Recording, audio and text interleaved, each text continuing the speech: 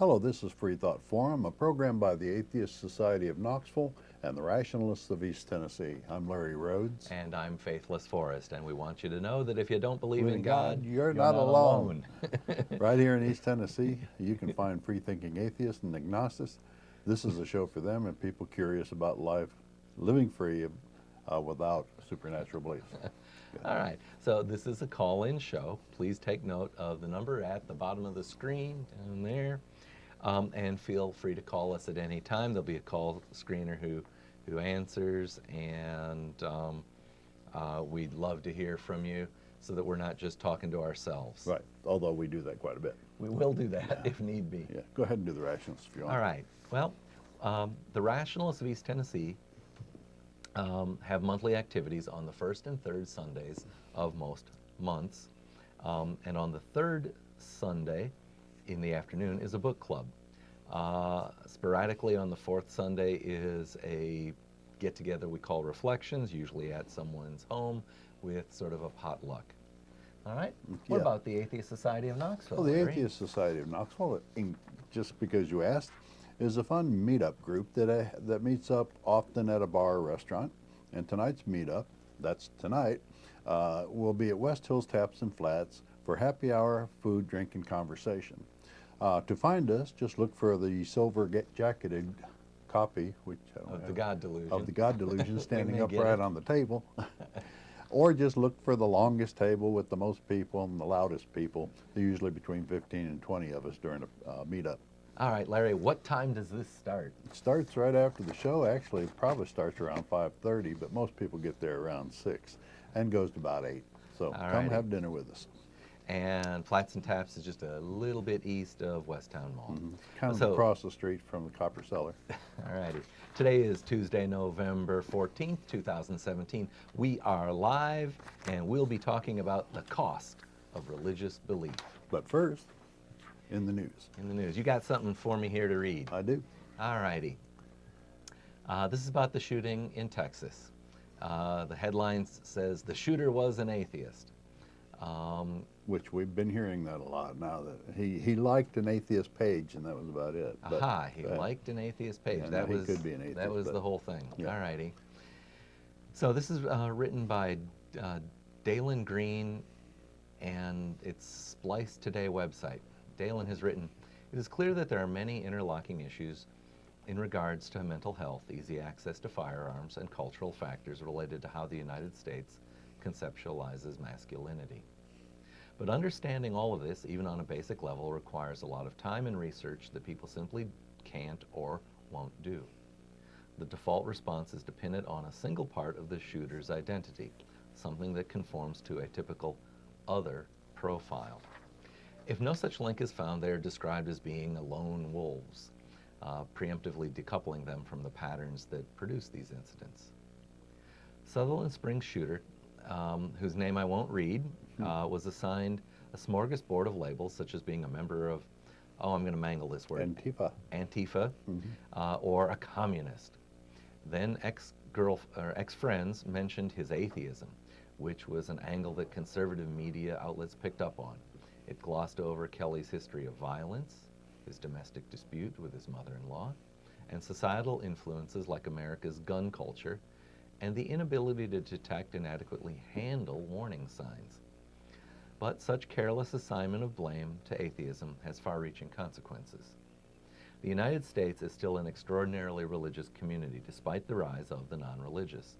The sentiment that only religious people can be moral, productive members of society is still commonplace. Most of the average American's perception of atheists hinges on stereotypical views, which certain subsections of atheists admittedly conform to on sites like YouTube and Reddit, and they don't often seek out any atheists in real life. Many atheists don't explicitly identify themselves as such due to cultural pressure. But now this situation means that atheists are going to have to hide their identities further, at least until the next shooting happens and everyone rushes to scapegoat a different type of Other, right. Of course, none of the religious right will point out or even acknowledge that the great most of the shooters are Christian. and generally white males, which nobody ever talks about. I mean, That is the greatest common thread through them all. White male. right. And for the most part, conservative right-wing Christian. So But, Larry, yes. what does the word stereotype mean? Well, it's an old term. It comes from like a picture where you have two images. Well, that's a stereogram. Stereogram. Yeah. And what it is it's like if you take the bare bones of something, an idea, and label a person with it, and then you can group a whole bunch of people that have something like that in their makeup and call them all stereotypically that. So you're making a group, which is to say you've made a shorthand, you've made an abbreviation, A label. you made a label, and you've made a simplification, inevitably, because all of us have diversity, and so what stereotyping does is, well, all right, we naturally stereotype because, let's see, recognizing other human beings versus, let's say, wild bears, that has a utility because there will be differences in the behavior of other human beings versus wild bears. Both can hurt you. I guess bears are unlikely to help you or form an alliance with you. So there's a validity kind of to stereotyping, but it could. But the downside is that it can be taken too far, Right. and especially. Oh, how did he wrote this? He talked about not putting effort in. Requires a lot of time and research that people simply won't or can't do to examine the situation. the or details person of the further. situation. Yeah. So the danger of stereotyping is that it lets people get away with erroneous or unrealistic Assumptions. simplifications of the situation. But I say this with to other non-believers. When we're at places like Flats and Taps and talking, we say, if we are successful and convince a lot of people that the Hebrew Bible is man-made myth, and that therefore the things that are built on top of it are just myth upon myth, and we seriously undermine the percentage of religious believers in the nation, in the world, then whenever bad people do bad things, we won't have the opportunity to point at it and say, well, that's the cost of religion as well. Right. Mm-hmm. So we'll always have, every community is going to have some people that are going to do bad things, and what we should aspire to is that we don't protect the bad people, like the Catholic Church was found to do with pedophile priests. Right. And things They don't like shuffle that. them around and just keep them going. Or apparently, the allegations against the former Alabama Supreme Court justice who had to be removed from office because he couldn't follow the Constitution. It's interesting to watch that fight play out now. Especially now that he's got other accusers outside of the area of law. And so now what you see is that the people who would once, well, I think the Facebook meme I've seen is something along the lines of, the conservatives were all focused on protecting young girls in bathrooms, but apparently they're not focused on protecting young girls in all situations. No. There we go. No. Well, I forget who was co-hosting with me, but I tried to make an argument a few shows ago that the Second Amendment actually has what I think is an element of a solution to this gun violence problem, and that it says a well-regulated militia. And it just seems to me that if we had a well-regulated militia, you buy a bullet, you buy a gun, you buy a bow and arrow, you're part of the well-regulated militia. Mm-hmm. I then further joke and say, trebuchet, that too.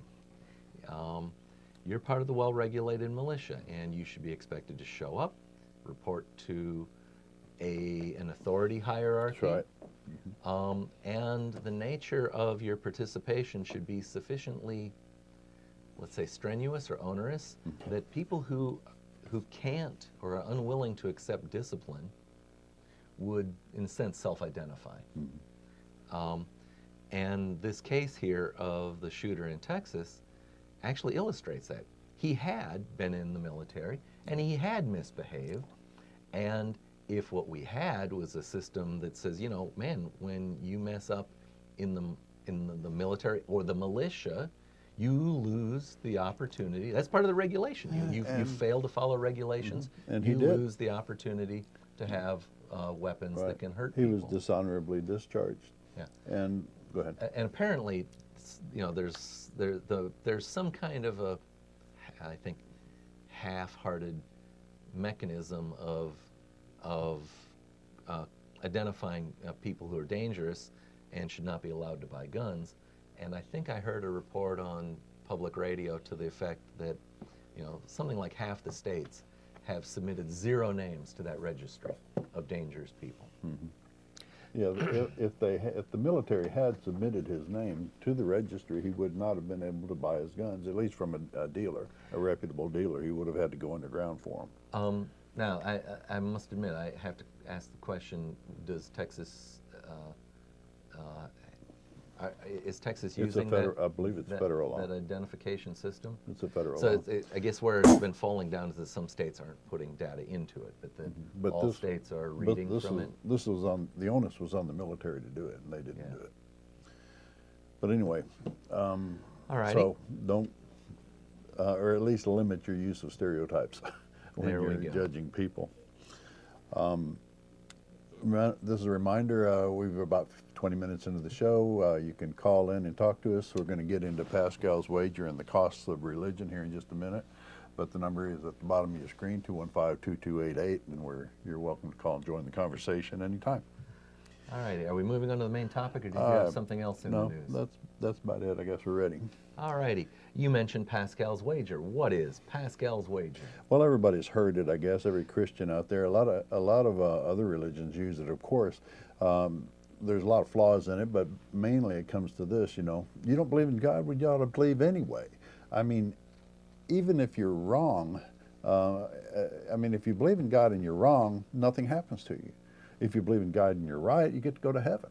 For eternity. For eternity. So they talk about it as a cost-benefit ratio. Right, but if you stay an atheist and you don't believe in God and you're wrong, you go to hell for eternity. You've lost it all, right. They say. But if you believe in God and you're wrong, it doesn't cost you anything. Just go ahead and believe. Yes, they say that. They say that. And there's the problem. Let's talk about a few of the. Go ahead. Before we talk about the wager, I do want to address the whole issue that you can't will yourself to believe something you don't think is true. Right. All right, so I've said that, well, I think that about actually 6 other things that I wanted. defeats the whole thing. But let's tackle. Okay. Well, the first thing is, which God? Every religion will come to, any religion that has an afterlife and a heaven and hell will come to you with the very same wager, but they point to their God, saying you got to believe in their God. So every time you choose a God, you're not choosing all the other gods. And one of the things I like to say or tell people is that everybody is going to somebody else's hell. I mean, there's no exceptions to that rule. All right, we've had a finger pointed at us. I think that means we've got a phone call. Okay, Why don't you greet them? We'll see. Welcome to Freethought Forum. You're on the air. Well, may we have a name or a nickname? Caller is just fine. Hello, caller. Welcome back to the show, caller. I recognize your voice. Can you say a few more things so we can pick up the voice? Sure. It should be leveled out about now. Okay, it is. Go ahead. Well, I noticed your subject here was what are the costs of belief, and I assume costs mean somewhere on the negative side. Mm-hmm. And you also mentioned Judge Roy Moore and his unpleasant incidents with girls, young girls. And it come to find out there's a biblical justification for that was shared by Jim Ziegler, who is a state auditor, holds that office in Alabama. And he said that Mary, being a very young teenager, was married to Joseph. A much older Joseph, man. who much was an older man. adult carpenter, Yeah. and therefore there was nothing immoral or illegal, well, immoral about that. So Caller, way I I would prefer to figure say it is- non-biblical then. But, excuse me? I would pin it on the Bible, say that it's biblically supported. It's biblical morality, which we Yes. don't subscribe to in our Yeah. in our everyday laws today. See how we twisted that there? No, Not- I didn't. I dropped out for just a second. What did you say? What? That it's biblically supported? Well, Yes. that what they're doing is making a claim based on the Bible for what amounts to something that nowadays we would call statutory rape, if that's what actually happened.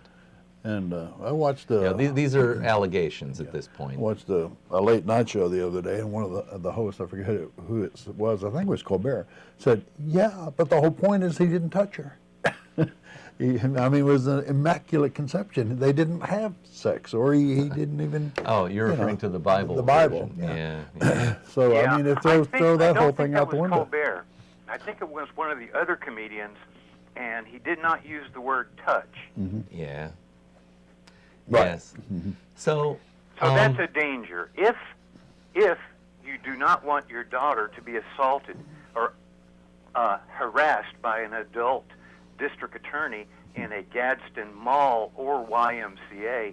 Oh, by the way, Roy Moore was banned from the Gadsden Mall and the Gadsden YMCA because of this behavior. When I read the articles, they say they don't actually have a ban list. The records don't go that far back. It's merely plenty of people seem to recall that was the unwelcome there.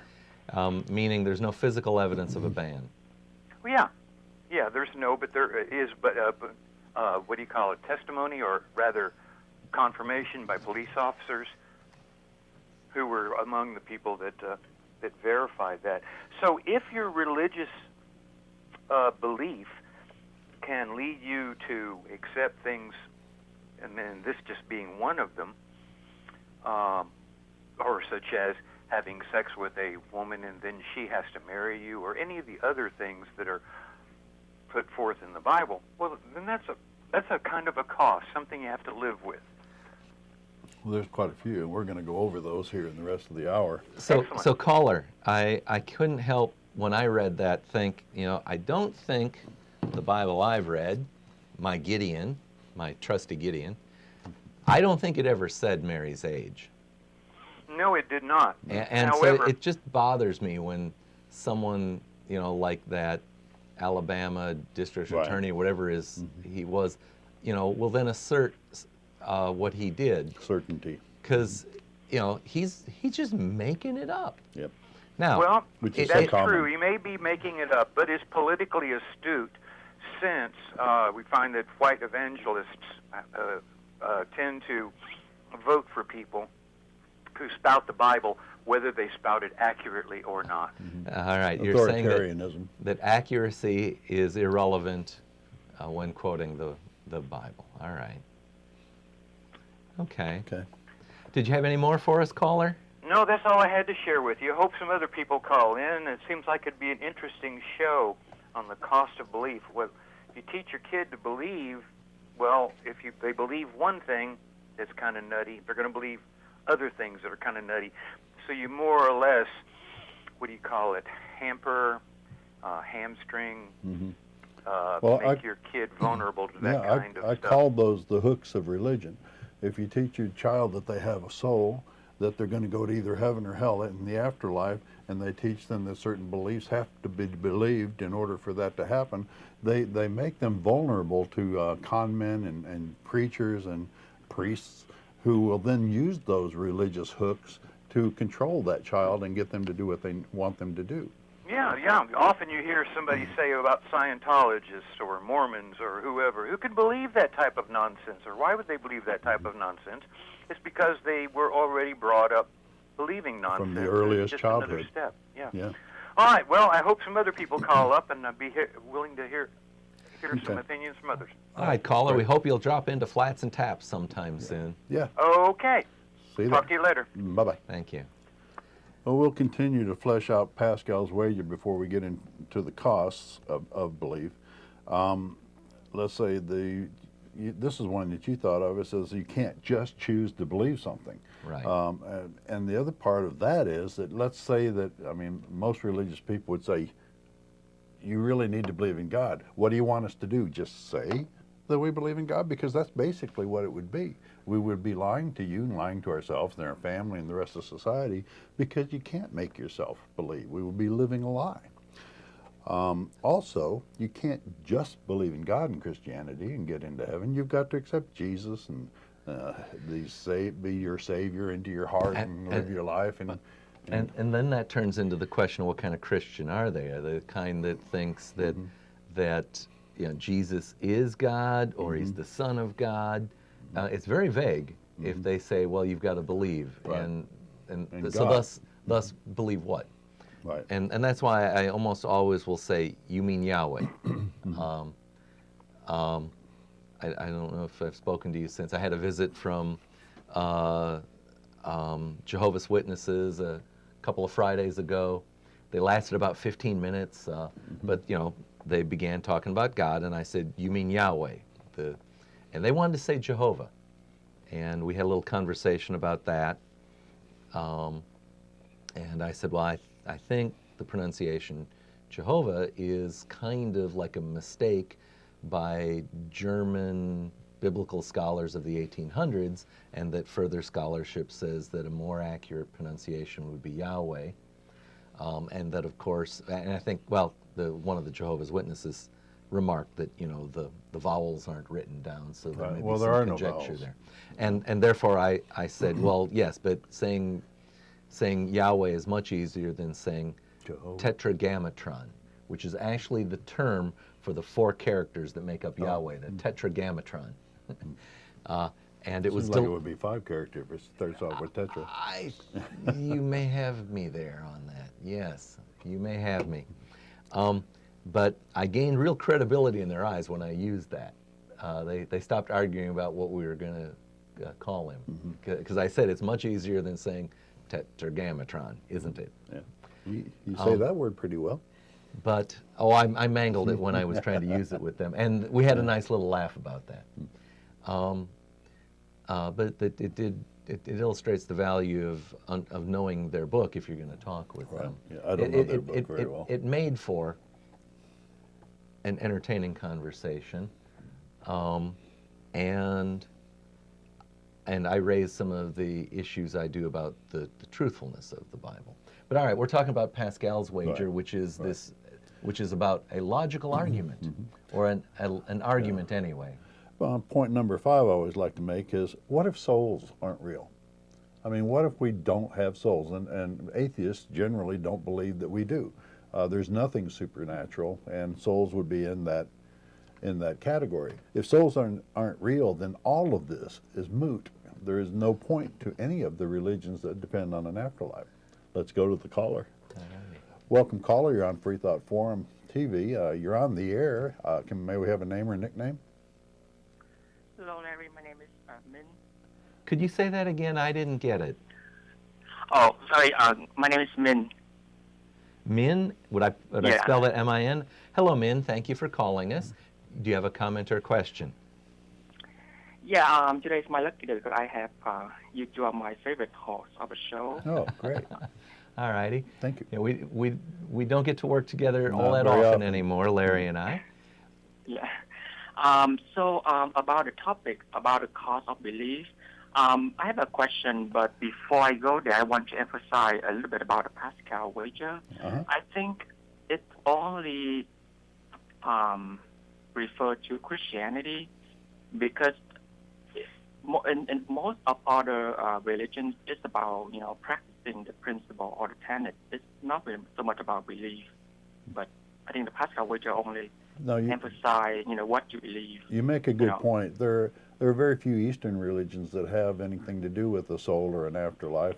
So there's not really a God involved in it. But you're right, it's Western religions generally that make that. I would have said Abrahamic religions. Okay. Yeah. Do you think I got it right if I say Abrahamic religions, Min? I would say, I think more like Islam and Christianity, but Judaism is like probably exception because Yeah. Judaism emphasize on the work. Right. They don't really believe in heaven and hell. Judaism Yeah. doesn't. All right, I'll buy your argument. All right. Good points. Now, so we have Christianity and Islam. Where do you place Mormonism? I don't research that religion so much. I don't know, if it's really much about belief or about work. Because I think in Mormonism, if I'm correct, there are like, there's no hell, but it's more like a level of heaven that, a believer will go to after they die. Mhm. So like if for unbeliever, they will be in the, I think like the second heaven, and then the bad guy will go to the lowest heaven. They will end up being a god themselves, I understand. Yeah. Something like that, anyway. So, yeah, we have, a few former Mormons within our community, and I did find their description of the Mormon view of the afterlife as stunningly, surprisingly different. And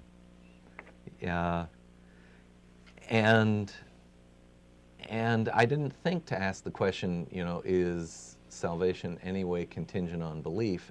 Maybe I think the answer, we can maybe just, it seems presumptuous of us here, the non-Mormons talking about it, but they do this, baptism after death or conversion after death. So apparently belief actually has nothing to do with it. You've got to do the ceremony, and that gets people converted even posthumously. Mm-hmm. Yeah. All right. Which is funny that a lot of people in Judaism have been complaining about the Mormons posthumously converting some of their members into Mormonism. And what really worries me is that they think they can actually do it. I mean, why even bother worrying about it if you think that they can't do it? But apparently they think they can. I guess it's just all magic and effective. Well, I'm not sure which they you were talking to. Jews, some Jews, Orthodox Jews. So, I wouldn't have treated it seriously. I would have assumed that what they were saying is that it is offensive for you to be talking about our ancestors this way. I can understand that. As if how they live their lives and their relationship with our deity can be changed post-mortem by your rituals. I think it's all has to do with numbers that they keep on their book, touting what a popular religion that they are. All righty. Well, Min, are you local here? No, actually, I'm from California. Really? So, well, thank you for calling in. They're watching from there. And we were going to say, of course, drop by Flats and Taps after the show if you were local. I didn't really expect you to say that you weren't. California. Thank great. you so much for calling. Thank you, man. Oh, actually, I had I didn't have my question yet, so Okay. I can ask you. Right. Go Yeah. for it. So at this point of my life, I don't really believe in supernatural things, but there are two aspects of my life, like I have to appeal to, non-scientific evidence work. So the first thing is, I think, Larry, you can relate to this, that you were in the Army before, right? Navy, 4 years. Yeah. Yeah, so I think the first thing I feel like logic and reason alone doesn't help me much, which is my ability to do the greater good. Because if I come from the point of fairness, then, if I realize, if I have somebody and I get something back in the long run, then probably that's easy. But there are some circumstances when I help people, I have to be aware I will suffer some consequence for doing that, but I'm still able to overcome, my reluctance to do it, because I believe that it is my destiny to do it, or I'm meant to do it. So, that's. So I hope to hear your opinion about that. Well, you're basically talking about purpose. You're talking about, when you say destiny, you have to kind of assume that it's a destiny that was given to you by an external being, maybe even the universe. But I believe that purpose is self-discovered and self-defined. You can have many different purposes in your life, and it's one of the most important things that you can do in your lifetime is to discover the purpose that you want to fulfill in your lifetime, or at any particular time in your life. You may have several purposes. I want to quibble with a word, Larry. Okay. I wouldn't say discover your purpose. I think you have to make your purpose. Okay. Yeah, because discover implies that Create. there is Create a your purpose. Another entity that has Right. set it for you. And, I agree. And I want to challenge I shouldn't that. have said Yeah. the word Okay. discover. And I agree. I appreciate you pointing that out. All righty. Create. So do you mind if I give you the examples for the context of my Go for it. question? Thank you. So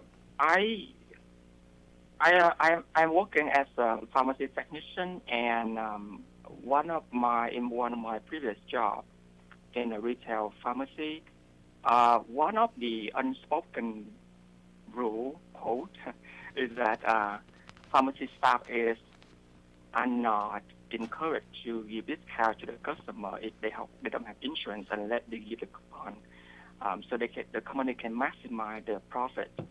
So there was one of an elderly patient who come to get her prescription. So after I gave her the quote about the price, she was okay with it. And then when I was about to check her out, she seemed, sad. And then I asked her, and then she said that, well, I guess even though I can afford this drug, but I guess I have to save extra money to have the ticket to visit my son in another state. So I guess I have to wait for 2 more months to do it. So, and in my mind, there is this thinking that if I don't help her, nothing harm is going to be done. But if I do it, the consequence would be I don't get a job promotion, and my salary will not be raised. So it's not the thinking that, well, if I help her in the future, I will get something else. But because the thinking that, maybe I was put in this circumstance for a reason. Maybe I'm meant to help her, and I guess I'm willing to suffer the consequences to help her so that she can, save money to buy a ticket to visit her son. So this is the thing that it makes me like I cannot. It's difficult for me not to have belief, because if I just using the come from the point of fairness, or using logical thinking to do altruism, it's going to be really hard. I don't know how to do it without appealing to something high, greater than myself. I'm not there. I don't believe anything greater than myself, and I believe that when I find myself in a situation like that, it's more coincidence than anything else. I don't believe in destiny. So it would just be something that you would have to come to grips with and form your own philosophy about. Yeah. Interesting. Larry answered a different question than my brain was working on during most of that. As you were describing the uncomfortable situation you were put in, my brain was working on a way to find a way out. Both of them? And the way I was going to find a way out is, in a sense,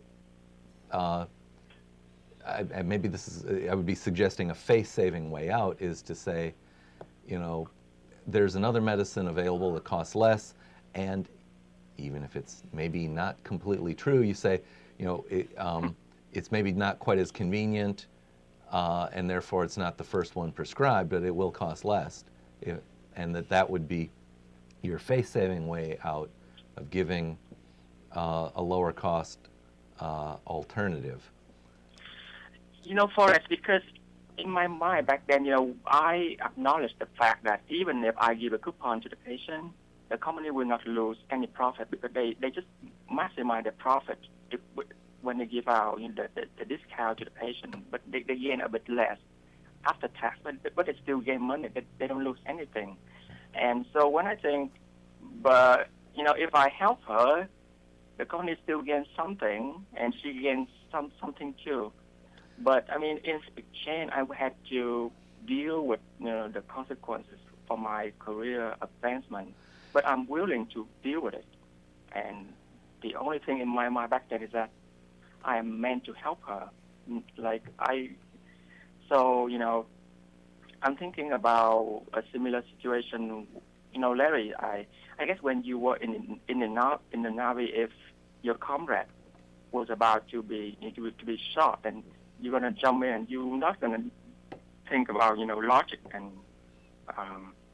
rationality to do it, but you do it because you feel I guess the need to It would sacrifice be reflex, I guess. people. Yeah, right. Yeah. So, as you were speaking, the other thing that went through my mind is a thing that I do. I was about to say regularly, but it's becoming less and less regular. Though, is I give blood. There's no compensation for doing it other than they do give away these T-shirts. I've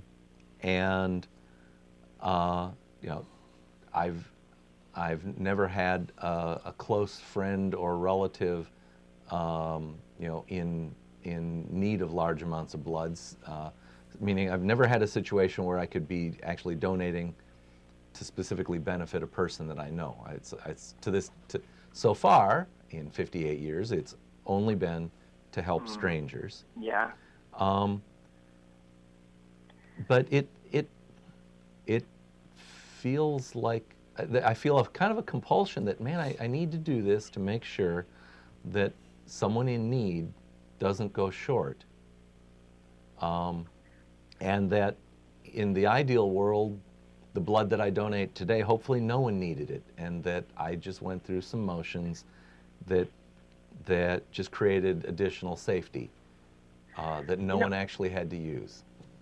Forrest, that's the thing. I really admire atheists for doing that, because the thing is, when I listen to the argument from many atheists, they only argue from the point of fairness, meaning like they acknowledge they will get something when they do altruistic thing. But because there are many situations in my life that when I do good work, I realize not only I don't get anything back, I will suffer the bad thing from it, but I'm doing it because I guess because I feel compassion for the person I help. And also because the feeling something give me the destiny to do it, so it motivates me strongly to do it. So that's something I guess I have to work through.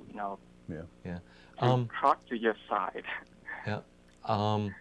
When I was real young, they were still building interstates through St. Paul where I lived. I saw some of the last of the interstates built. And then most of my life, they've just been repairing them around us.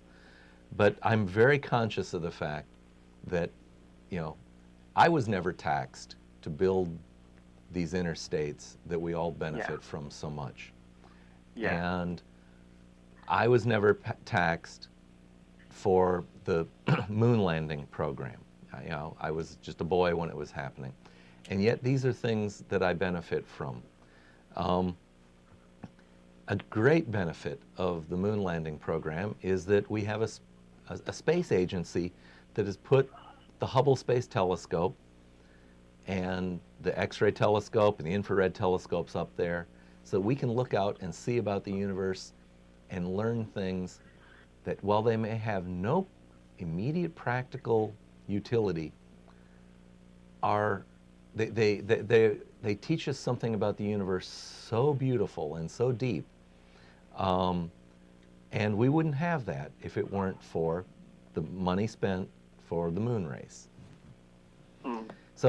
So when we do things for other people, we're, in some sense, there can be no little perfect balance sheet, but there's, when we do things for other people, we're contributing to this Society. imperfect balance sheet that Larry, When called you, society. When you benefit society, you get to work. I mean, when you benefit to increase the goodness in society, you get to live in a good society.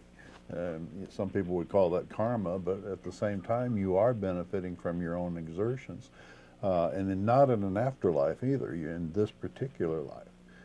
So what we need to do is just try to work to make a better society, a better world, and not worry about who in particular benefits. Let us all benefit from it.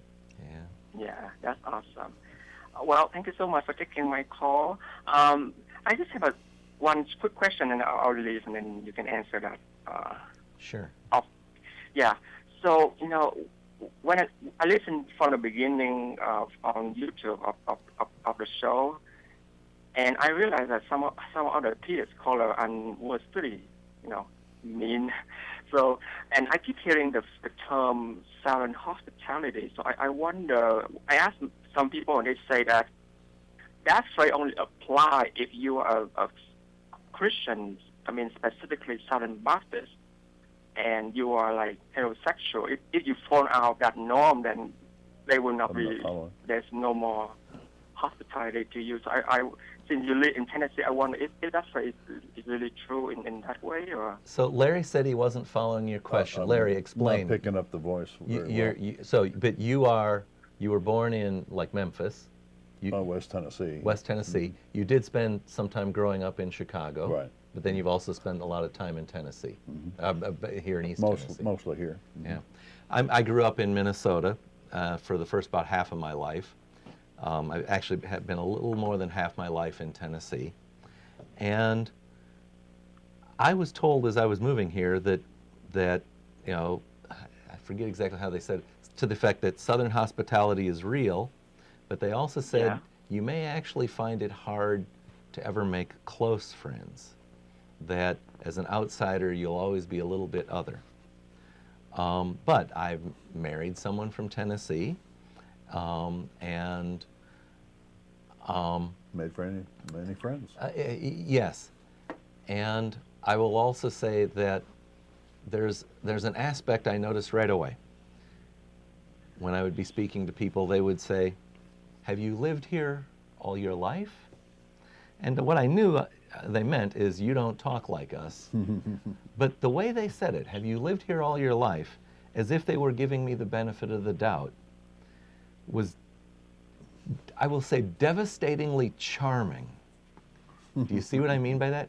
It was where I know, and my wife's come back with has gone with me to visit Minnesota, where people will say, "Where are you from?" Which is, in other words, you're the other. Yeah. And so there is something very nice about Southern hospitality.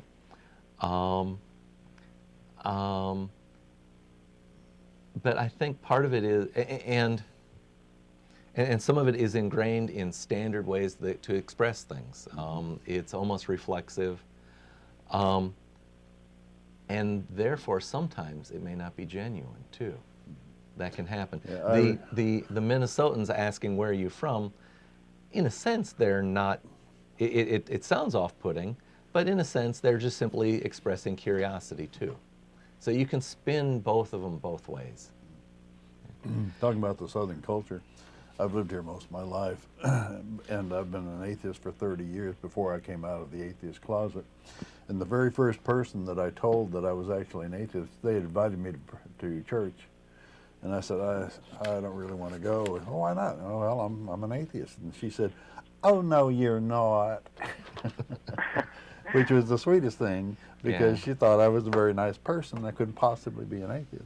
So men, if you get a chance to visit East Tennessee, the best time to do it is like the last week in October, first week in November, when the leaves are in color. It's beautiful here. So you've just missed it. We've now gone past peak. We had a storm last week that knocked most of the leaves off. It now looks kind of winter-like. Or in the spring when things go green, because unlike the mountains of the west, the mountains here in the east are intensely green. I hope you get a chance to visit one day. Yeah, I'll do that. All righty. Well, yeah. And Thank I you so much for taking recommend, my call. and Yeah. I Thank you, man. recommend pecan pie. Pecan pie was something that was only a phrase in Minnesota, but down here it's real. Yep. All right. All righty. Yeah. Thank you, man. Thanks Thank so you. much. Thank you, guys. Yeah. See you. Goodbye. Bye. Yeah. All right, we got a little less than 9 minutes left. We got time for another caller. No. Larry, where were we discussing Well, I Pascal's just wager? now gotten to the costs.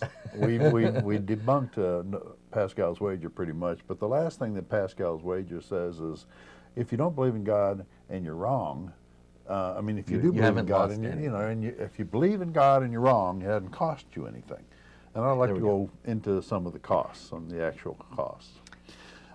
One, besides the hard-earned money that you would be required to give to a church, if we believe in God, which we actually don't, we would waste a large portion of our life performing various devotional rituals, attending church, praying, reading scripture, discussing that deity with other believers, depending on their religion and sect you would end up subscribing to.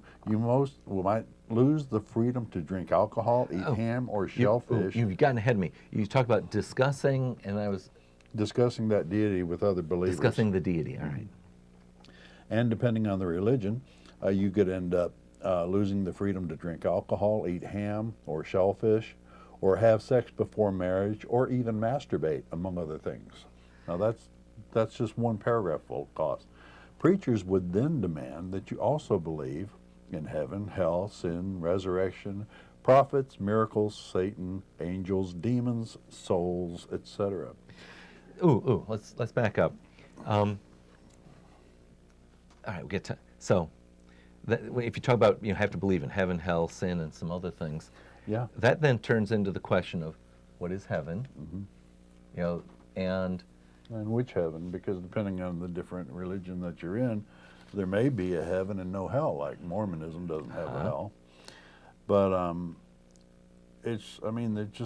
you can't just believe in God, because you'll end up being in a sect of some kind of religion where they're going to demand that you believe all this other stuff. I guess where I was going with that is that actually I wanted to attack the whole idea about sin, because and its definition, but it wasn't going to start there. I was going to say, well, what does heaven mean? What does hell mean? And then finally, what is sin?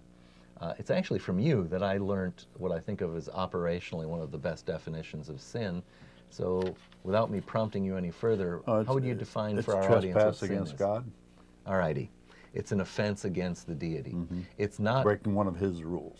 and it's His rules. It's not that it's intrinsically immoral or something like that. It's merely disobeying. Right, it's disobeying God. So sin equals it's like the sin disobeying.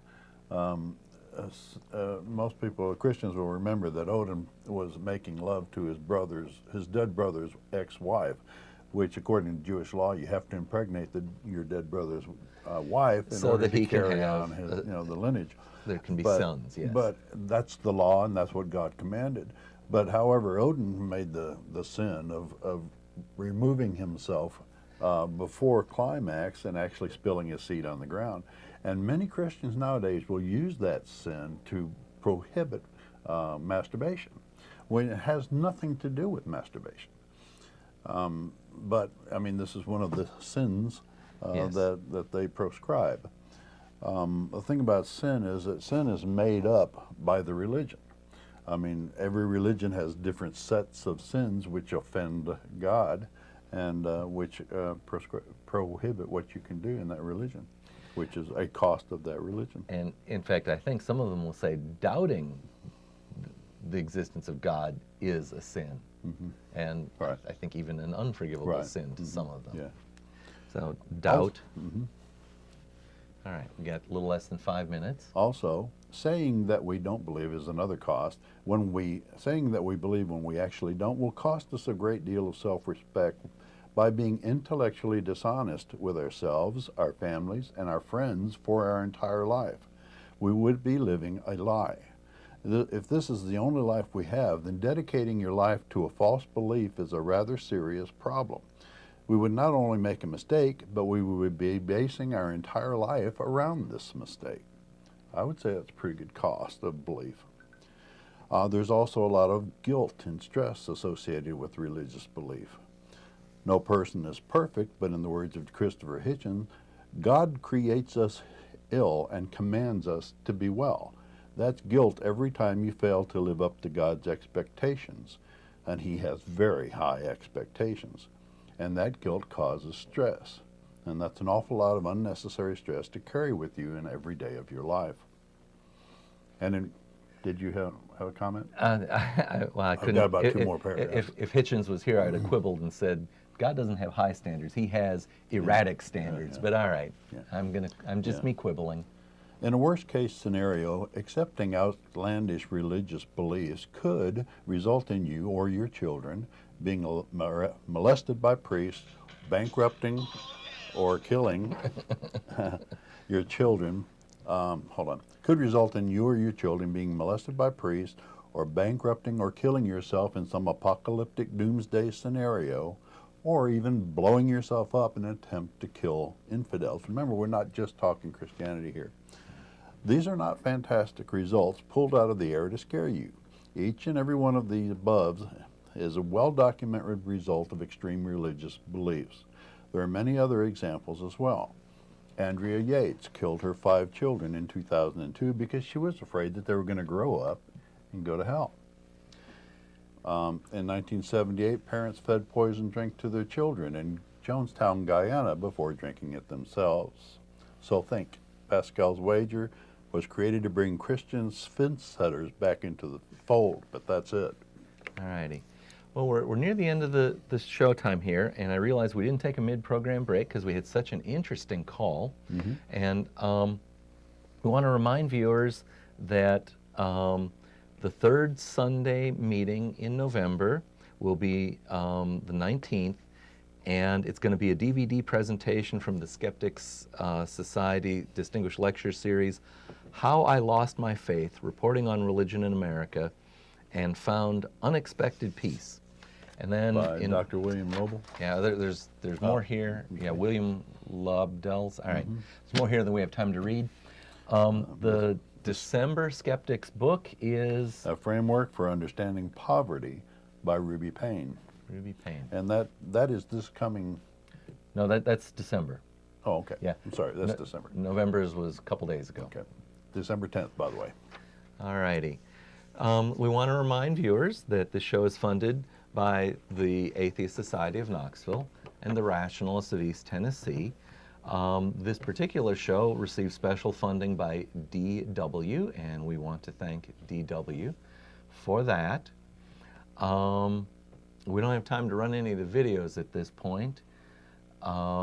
If we begin the end of the show thing and just talk slowly, we'll have about the right time. It's time to start wrapping things up.